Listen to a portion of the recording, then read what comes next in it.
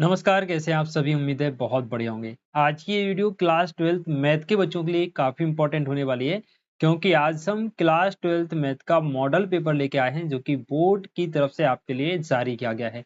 तो आज हम बात करेंगे विषय गणित कक्षा 12वीं के मॉडल पेपर यानी सैंपल क्वेश्चन पेपर, जो कि आपकी प्रैक्टिस के लिए है, क्योंकि वार्षिक परीक्षा में जो आपका पेपर आएगा वो इसी पेपर पर आधारित होगा। यही पैटर्न फॉलो होगा वार्षिक परीक्षा के पेपर में। तो ये पेपर आपको बहुत बारीकी के साथ समझना है। किस टाइप के प्रश्न इस पेपर में पूछे गए हैं, 4 नंबर का प्रश्न किस चैप्टर से आया है, 3 नंबर का प्रश्न किस चैप्टर से आया है, ये सारी चीजें आज की इस वीडियो में आपको समझ में आएंगी। और हम इस पेपर का कंप्लीट सॉल्यूशन भी आपको इस वीडियो में करवाने वाले हैं। हालांकि एक वीडियो में पूरा पेपर सॉल्व करवाना पॉसिबल नहीं है, तो 2 या 3 पार्ट में हम इस पेपर को कंप्लीट आपको सॉल्व करवाएंगे। चलिए पूरा पेपर एक नज़र में आपको दिखा देते हैं, फिर हम इसको सॉल्व करेंगे। तो ये मॉडल पेपर रहा, ठीक इसी प्रकार से आपका वार्षिक परीक्षा का पेपर रहेगा, जिसमें आपसे सही विकल्प पूछे जाएंगे 6 नंबर के, ठीक है। एंड उसके बाद आपसे जो खालिस्तान पूछे जाएंगे वो भी 6 नंबर में पूछे जाएंगे। पेपर का मोड हिंदी और इंग्लिश दोनों भाषाओं में रहेगा। 3rd नंबर पे आपसे पूछे जाएंगे सत्य असत्य 6 नंबर के, ठीक है। प्रश्न क्रमांक 4 में आपसे सही जोड़ियां पूछी जाएंगी और ये 7 नंबर की आपसे पूछी जाएंगी। एंड प्रश्न क्रमांक 5 में 7 नंबर के आपसे एक शब्द एक वाक्य में उत्तर पूछे जाएंगे। क्लियर? इसके बाद स्टार्ट होती है मेन कहानी, जहां से 2 नंबर 3 नंबर 4 वाले प्रश्न पूछे जाते हैं। तो देखिए 2 नंबर के प्रश्न प्रश्न क्रमांक 6 से लेके पूछे जाएंगे और ये प्रश्न क्रमांक 15 तक रहेंगे। अलग अलग चैप्टर से 2-2 नंबर के क्वेश्चन आपसे पूछे जाएंगे, ठीक है। तो देखिए प्रश्न क्रमांक 15 तक 6 से लेके जो प्रश्न आएंगे वो 2-2 नंबर पर आधारित होंगे। प्रश्न क्रमांक 16, 17, 18 और 19 ये 3-3 नंबर के 4 प्रश्न आपसे पूछे जाएंगे, ठीक है। तो ये आप देखिए प्रश्न क्रमांक 15 हो गया। 16 एक आव्यूह से 3 नंबर का प्रश्न आएगा। 17 में आप देखेंगे तो दीर्घवृत्त यानी ये समाकलन के अनुप्रयोग अध्याय 8 से 3 नंबर का प्रश्न आएगा। रैखिक प्रोग्रामिंग अध्याय 12 से एक 3 नंबर का प्रश्न आएगा और एक 3 नंबर का प्रश्न आएगा प्रायिकता से। अब हम बात करते हैं 4 नंबर के प्रश्न की। तो प्रश्न क्रमांक 20, 21, 22, 23 ये 4-4 नंबर में आपसे पूछे जाएंगे। प्रश्न क्रमांक 20 जो है 5 अध्याय से आपसे पूछा जाएगा। सांतत्य एवं अवकलनीयता 4 नंबर का प्रश्न यहाँ से आएगा, ठीक है। उसके बाद देखें दूसरा 4 नंबर का प्रश्न चैप्टर नंबर 4 सारणिक से आपसे पूछा जाएगा। तो ये भी आपको तैयार करना है। बहुत शानदार प्रश्न पूछा गया है और बहुत आसान प्रश्न है, ठीक है। इसी के साथ प्रश्न क्रमांक 22 जो आएगा ये अध्याय 7 से पूछा जाएगा, 4 नंबर का, और ये रहेगा समाकलन का, ठीक है। दोनों ही क्वेश्चन लाजवाब हैं। और प्रश्न क्रमांक 23 आपसे पूछा जाएगा अध्याय 11 से रेखाओं से संबंधित प्रश्न, त्रिविमीय ज्यामिति जो आपका चैप्टर है वहां से आपका ये 23वां प्रश्न पूछा जाएगा 4 नंबर में। तो 4 नंबर के प्रश्न आपको अध्याय 11 से, अध्याय 7 से, अध्याय 4 से, अध्याय 5 से तैयार करनी है। कभी कभी 4 नंबर का प्रश्न अध्याय 9 से भी पूछ लिया जाता है। तो अभी ऐसा बोर्ड ने क्लियर नहीं किया कि 4 नंबर का इसी ही चैप्टर से पूछा जाएगा, लेकिन जो मॉडल पेपर आ गया सेम आपका वार्षिक पेपर रहेगा। इसमें कोई ज्यादा कंफ्यूजन नहीं होना है, कोई ज्यादा दिमाग नहीं लगाना है। बट एक चैप्टर में आपको सजेस्ट करूंगा कि 9 चैप्टर को भी आप अच्छे से तैयार कर लें। यहाँ से भी 4 नंबर के प्रश्न कभी कभी पूछ लिए जाते हैं, ठीक। तो ये तो हमने एक नजर में पेपर को समझा। अब हम बात करते हैं इसके सॉल्यूशन की। और सबसे पहले आज हम पार्ट 1 में इसके ऑब्जेक्टिव क्वेश्चन आपको सॉल्व करवाएंगे भाई, ठीक है। तो सबसे पहले आ जाइए आप ऑब्जेक्टिव क्वेश्चन में, क्योंकि ऑब्जेक्टिव क्वेश्चन एक ऐसा पार्ट है जो हमारी परसेंटेज को बढ़ाता है, जो हमारे मार्क्स को बहुत जल्दी बढ़ा देता है। कैसे बढ़ाता है? क्योंकि ऑब्जेक्टिव क्वेश्चन आपसे पूछे जाते हैं 32 नंबर के, और अगर आपने इनकी थोड़ी सी भी प्रैक्टिस कर ली हमारे साथ तो ये समझ लीजिए ये 32 नंबर का पोर्शन आप 15 से 20 मिनट में सॉल्व कर पाओगे। इसके लिए आपको डेली जो भी पेपर हम आपको बता रहे हैं, प्रैक्टिस करवा रहे हैं, वो आपको कंप्लीट करने हैं, ठीक है। चलिए सही विकल्प चुनकर लिखिए। यदि a बराबर 1, 2, 3 हो तो ऐसे संबंध जिनमें 1, 2 हो और 1, 3 हो और वो स्वतुल्य हो, सममित हो किंतु संक्रामक ना हो, ऐसे संबंधों की संख्या कितनी होगी? इसका सही उत्तर बी ऑप्शन होगा। चलिए देखते हैं कैसे।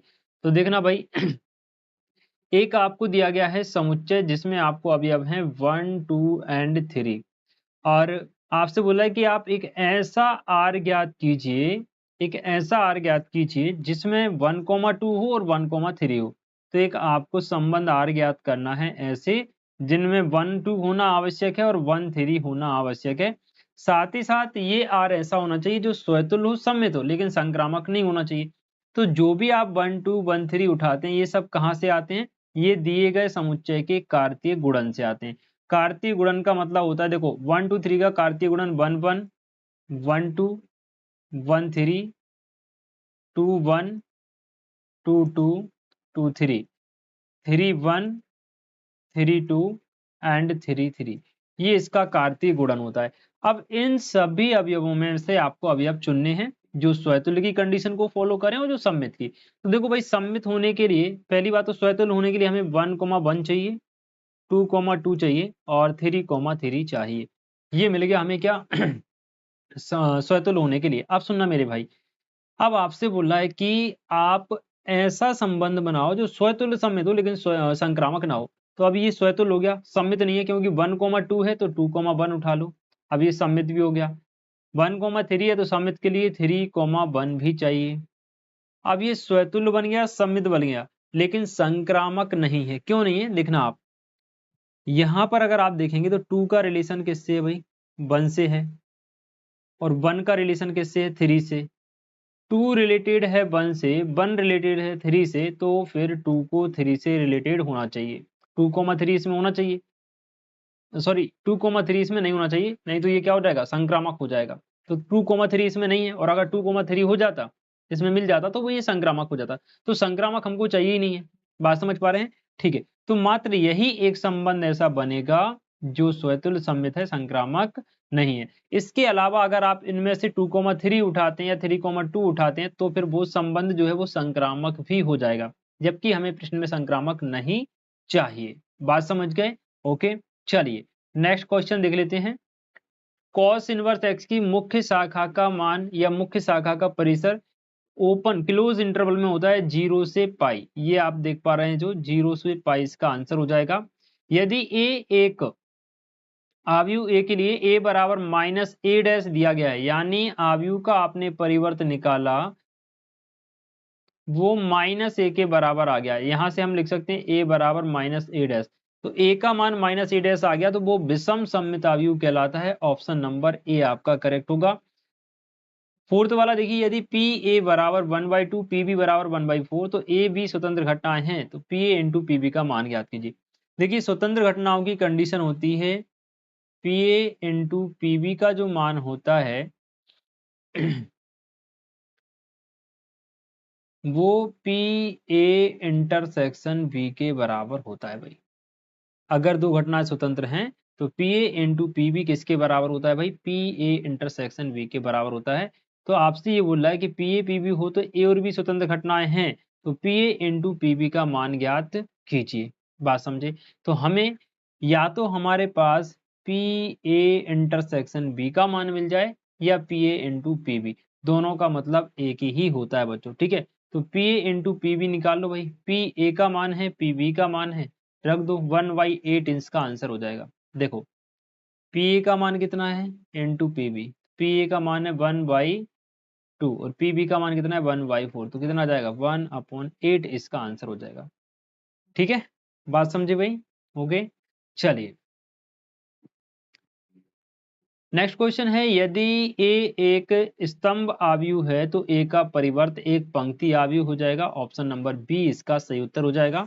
नेक्स्ट क्वेश्चन आपसे पूछ रहा है, अंतराल 0 से π/4 में साइन एक्स का उच्चतम मान होता है डी। ऑप्शन 1/√2। ध्यान दीजिए, साइन एक्स का जो उच्चतम मान है 0 से π/4 में, सबसे मैक्सिमम मान आता है आपका 1/√2, यानी 45 पर ही इसका उच्चतम मान होता है। ठीक है, चलिए नेक्स्ट क्वेश्चन जिसमें आपसे पूछे गए हैं रिक्त स्थान, तो फटाफट से देख लेंगे।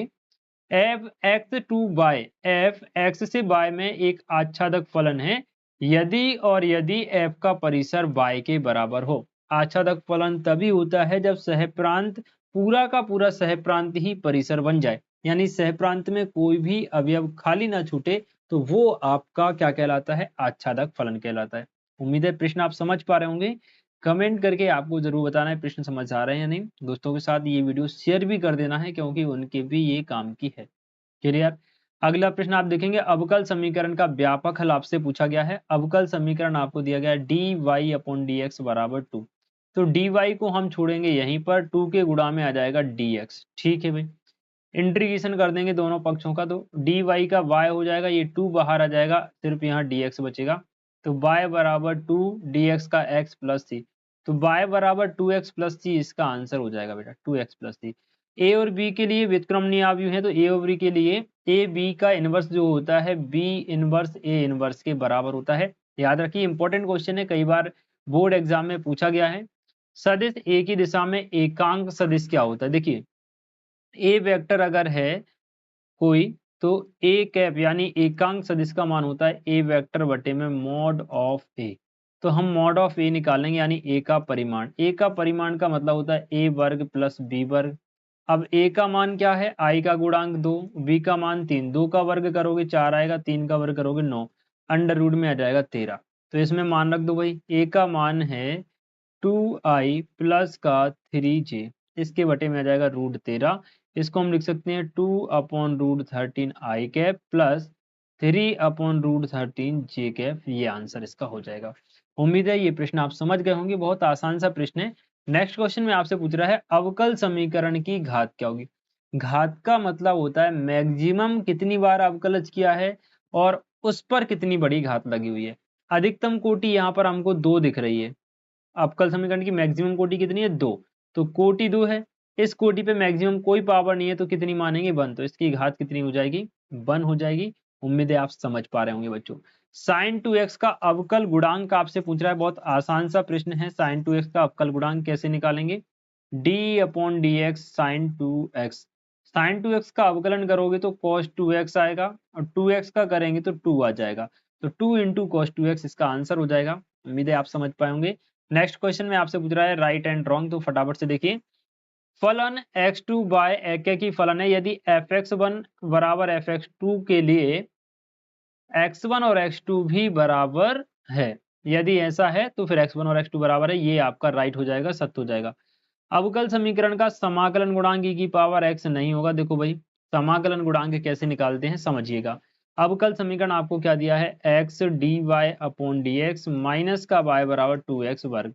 सबसे पहले dy/dx का गुणांक 1 बनाएंगे, तो दोनों पक्षों में x का भाग देंगे तो यहाँ dy/dx बचेगा, माइनस 1/x y हो जाएगा, यहाँ पर 2x वर्ग के बटे में आ जाएगा x से ये वर्ग कट जाएगा।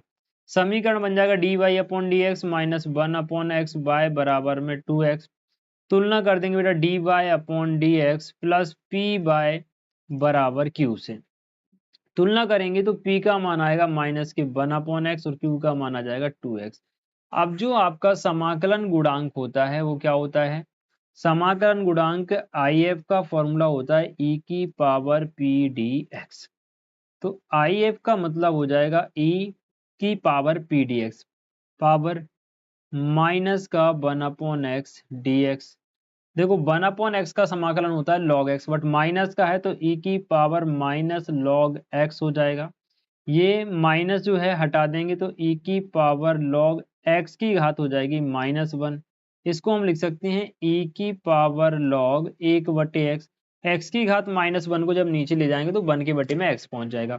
अब हमने एक फॉर्मूला पढ़ा है कि e की पावर log x जो है उसका मान x होता है।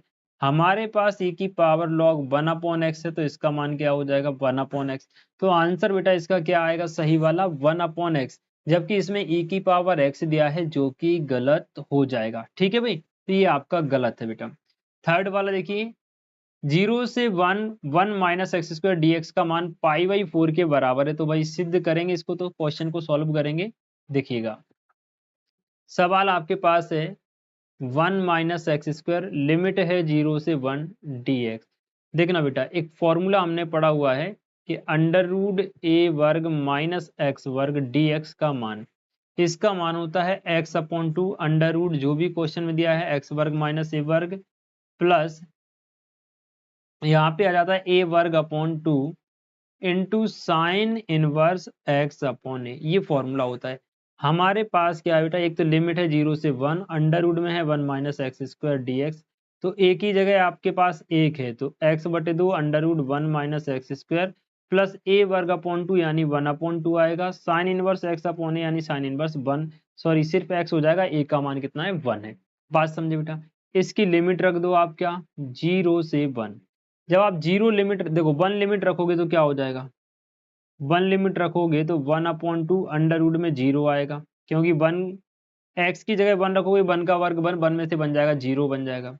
ठीक है, यहाँ हो जाएगा 1/2 साइन इनवर्स 1, फिर माइनस लोअर लिमिट रखोगे, यहाँ पर रखोगे तो भी 0 आएगा, यहाँ पे रखोगे 0 तो भी 0 आएगा, तो सीधा 0 माइनस 0 हो जाएगा।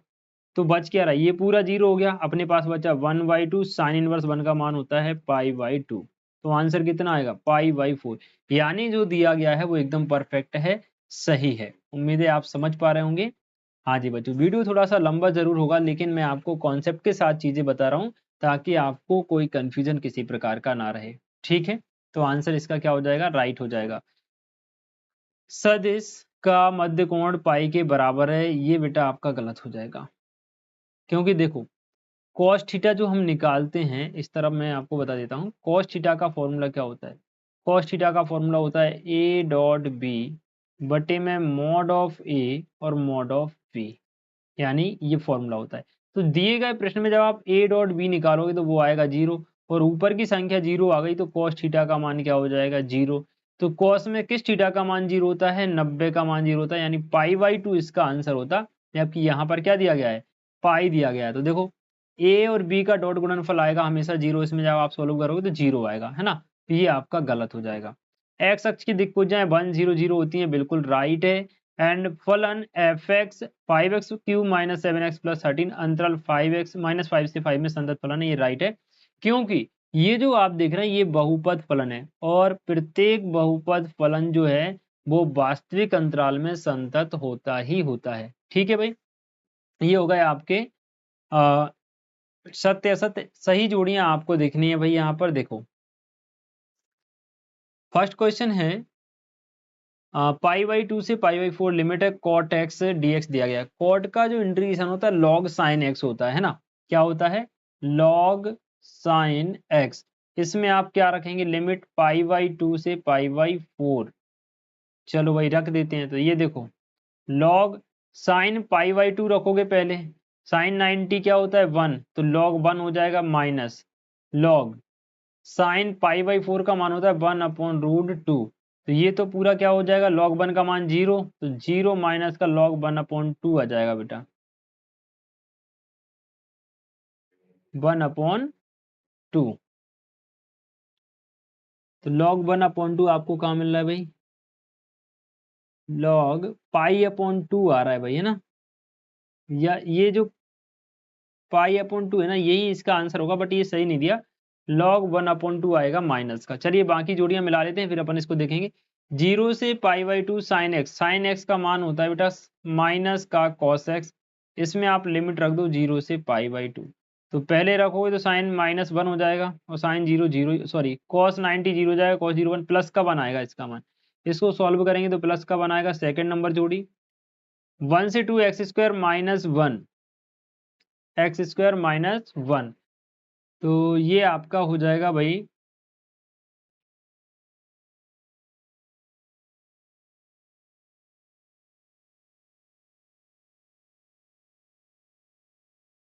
एफ वाला ऑप्शन होगा। चलो अपन सारी की सही जोड़ियां जो हैं जितनी भी, इनको सॉल्व करते चलते हैं ताकि आपको स्पष्ट हो जाए, नहीं तो आप बोलेंगे कि सर आपने बस बता दिया, बट कैसे होगा ये भी चीज हमको समझनी है। ठीक है, तो 2 वाली तो क्लियर है कि 2 ही आएगा इसका आंसर।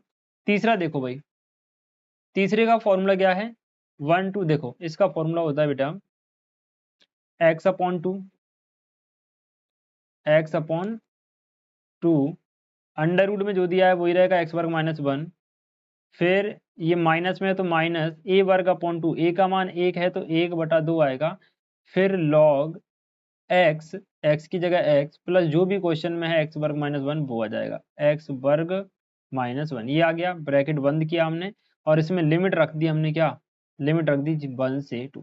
जब आप x का मान 2 रखेंगे भाई, देखना x का मान 2 रखोगे तो यहाँ पर हो जाएगा 2/2, 2/2 यानी 1 आएगा अंडर रूट, ये तो पूरा 1 हो जाएगा, यहाँ 2 रखोगे 2 का वर्ग हो जाएगा 4, रूट 4 में से 3 जाएगा √3, √3 केवल इसमें आ रहा है तो ये हो जाएगी थर्ड नंबर की जोड़ी, बस ज्यादा दिमागी नहीं लगाना हमें, बस कॉन्सेप्ट पकड़ना है कि हाँ √3 किस में आ रहा है, केवल एकमात्र ऑप्शन एफ वाले में, तो ये 3rd नंबर की जोड़ी, खत्म कहानी। इसमें देखो भाई 1/x का log x होता है, 1/x का क्या होता है log x, और इसमें लिमिट रखी गई है 1 से π/2, 1 से π/2, तो ये हो जाएगा बेटा log π/2 माइनस log 1 का मान 0 था, log π/2, ये हो जाएगी आपकी कौन सी नंबर की जोड़ी, 4th नंबर की जोड़ी होगी ये, ठीक है। फर्स्ट नंबर का कुछ और आएगा, वो अपन अभी यहाँ पे देख लेंगे। ये आ जाएगा फर्स्ट नंबर का, ये वाला, ठीक है, ये वाला आ जाएगा बच्चों। इसमें हम लगा देते हैं फर्स्ट नंबर की जोड़ी। अब देखिए ये tan इनवर्स x का है, तो ये दिया है आपका, लिमिट रखने पर यही आ जाएगा, क्योंकि 1/a into tan inverse x/a है। x की लिमिट आप क्या रखेंगे 0 और π/2, तो सॉल्व करने पे ये आ जाएगा 5वें नंबर की जोड़ी। हाँ जी, 0 से π/2 a वर्ग प्लस x वर्ग, इसका हो जाएगा ये 6वें नंबर की जोड़ी, बी वाला ऑप्शन। एंड 7वां जो बचा हुआ है आपका, ये आ जाएगा 7वें नंबर की जोड़ी। सबको सॉल्व करना है, फॉर्मूले जो आपको बताए गए हैं, फॉर्मूले में सबके मान रख दो, आखिरी में जाके लिमिट रखोगे, सारे के सारे आंसर आपके सामने आ जाएंगे बच्चों, ठीक है। चलिए आज हम देखते हैं लास्ट क्वेश्चन, क्योंकि पार्ट नंबर 1 ज्यादा बड़ी वीडियो हो जाएगी। सेकंड पार्ट में हम 2 नंबर 3 नंबर वाले क्वेश्चन आपके लिए लेके आएंगे। अभी फिलहाल में हम देख रहे हैं 5वां प्रश्न, जिसमें एक शब्द एक वाक्य में उत्तर आपसे पूछे गए हैं। देखिए 2 sin इनवर्स 1/2 का मान क्या होगा, तो 2 की जगह 2 छोड़ दो, sin इनवर्स 1/2 का मान होता है π/6, ये कट जाएगा भाई 2 से 6 3, तो π/3 आंसर आएगा। इसका आंसर कितना हो जाएगा π/3। बोला एड जॉइंट ए का मान क्या होगा। देखो भाई अगर 2 गुणा 2 कोटि का कोई आपके पास आव्यूह है, जैसे कि ए बी सी डी, ये 2 गुणा 2 कोटि का एक आव्यूह है, तो इसका अगर आपको एड जॉइंट ए बनाना है तो क्या बनता है बेटा, देखो ए की जगह डी आ जाता है, बी की जगह बी रहेगा, सी की जगह सी, केवल विकर्ण वाले अवयव परिवर्तित हो जाते हैं, और डी की जगह क्या आ जाएगा ए। साथ ही जो बी और सी है वो नेगेटिव हो जाते हैं। तो यहाँ पर देखना बेटा, यहाँ पर देखिए 2 और 3 है ना, 2 और 3 एक्सचेंज कर दो, 0 का 0 रहेगा, तो इसका आंसर हो जाएगा 3 0 0 3, क्योंकि 0 तो 0 2, 0 तो माइनस प्लस का 0 ही रहता है, उससे कोई फर्क पड़ता नहीं। ए बराबर दिया है, बी बराबर दिया है, तो ए डैश बी का मान ज्ञात करो। भाई बहुत सिंपल सा क्वेश्चन है, ए डैश बी का मान ज्ञात करोगे तो ए डैश का मान क्या आएगा भाई 1 0, जैसा है वैसे ही रहेगा, और बी में आप गुणा करोगे तो यही आ जाएगा बेटा 3 0 0 3, सॉल्व करोगे यही आ जाएगा, क्योंकि ए का डैश भी निकालोगे ना तब भी वही आएगा, कोई फर्क नहीं पड़ेगा, पंक्तियां भी क्योंकि 0 0 है सब। वृत्त की त्रिज्या के सापेक्ष क्षेत्रफल में परिवर्तन की दर लिखिए। देखो भाई वृत्त का क्षेत्रफल जो है वो होता है πr², πr²। आपको d/dr के सापेक्ष इसमें परिवर्तन निकालना है, तो 2πr आ जाएगा बच्चों, कितना आ जाएगा 2πr, तो लिख दो भाई 2πr।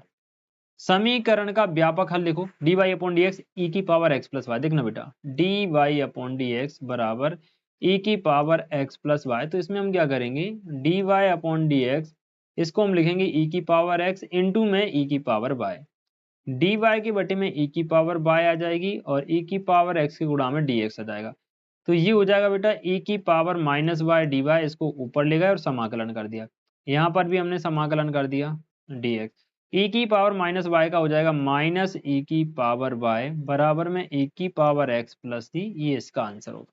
ठीक है भाई, बहुत सिंपल सिंपल से क्वेश्चन है। यदि a और b बराबर है तो a डॉट b निकालो। देखो बेटा a डॉट b निकालना बहुत आसान होता है, मैं शॉर्ट में निकाल देता हूँ।